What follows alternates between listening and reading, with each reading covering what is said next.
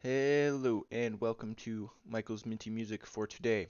We're reviewing George Ezra's debut 2014 album, Wanted on Voyage. It's pretty great, and I've listened to it many times since it came out, and I think when it came out, I listened to it within the first year I heard of it, because my parents liked it a lot, so they got it. This is the track listing. You got 12 tracks here on the standard edition, and these are the tracks I added to my playlist, which are all of them but one, except for the last one.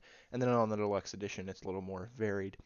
Um, but a lot of these songs are kind of, especially at the bottom here, are sort of barely making it onto my album.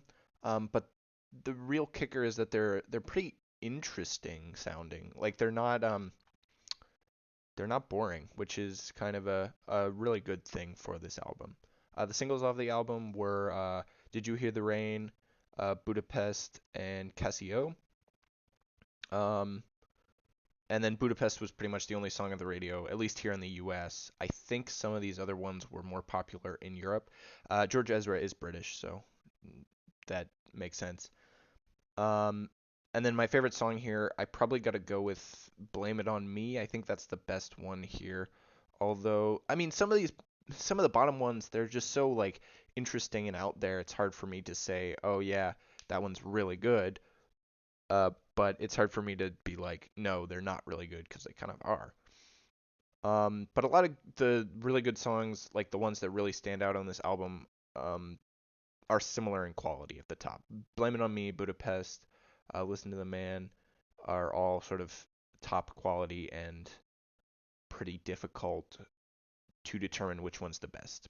Although Budapest is obviously kind of great. The only issue is that I've heard it a bunch. So I rank this in the middle among George Ezra's current albums. I think his second album, Staying at Tomorrow's, which I've reviewed before, is a lot better. It just comes together a lot more, and the songs in general have a higher quality. Although I do think this album is still better than his newest album, Gold Rush Kid, which isn't that great. It's okay, but it's not. Uh, Wanted on Voyage is still g- great. And then this is my favorite album from 2014, as it's very solid, and it doesn't have a ton of strong competition.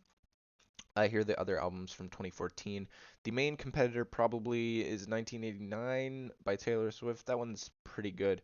Bulletproof Picasso also makes a strong case here, but I think Wanted on Voyage kind of has just more variety and pulls together better than those two um, albums. So next up is Maroon 5's fifth studio album, which is V. That's what it's called because it's the Roman numeral for five, and they're Maroon 5, and I don't know. That's what they did.